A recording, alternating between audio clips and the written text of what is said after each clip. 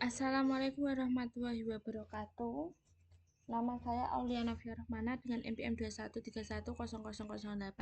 Di sini saya akan menjelaskan tentang 5.2.3 yaitu contoh yang pertama fungsi polinom.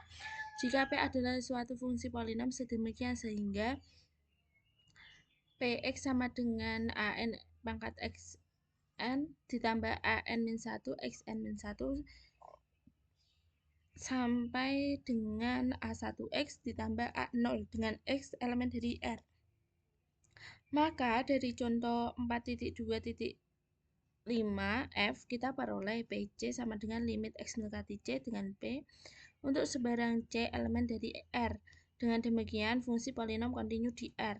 Penyelesaiannya, limit Px sama dengan limit an xn ditambah an-1 xn pangkat min 1 ditambah sampai dengan plus a1x ditambah a0 dengan x mendekati c, maka limit an xn mendekati x mendekati c sama aja dengan ditambah limit an-1 xn-1 dengan x mendekati c ditambah sampai dengan limit a1x dengan x mendekati c dan ditambah limit A0 dengan X mendekati C.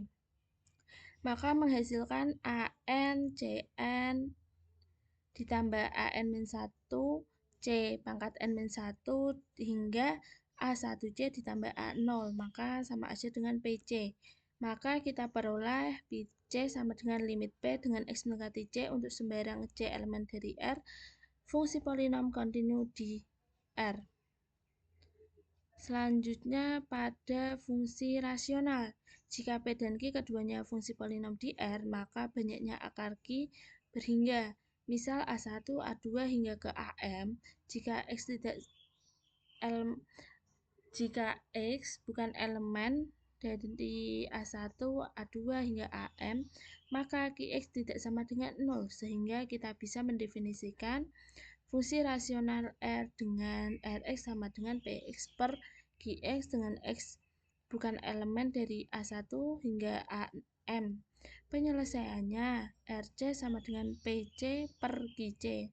Sama aja dengan limit Px dengan X mendekati C, limit Qx dengan X mendekati C sama dengan limit Rx dengan X mendekati C.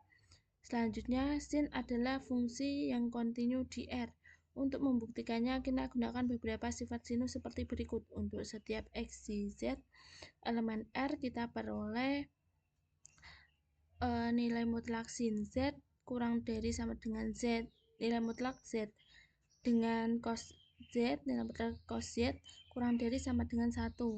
Maka sin X min sin Y sama dengan 2 sin dikali setengah X min Y dikali cos setengah X plus Y.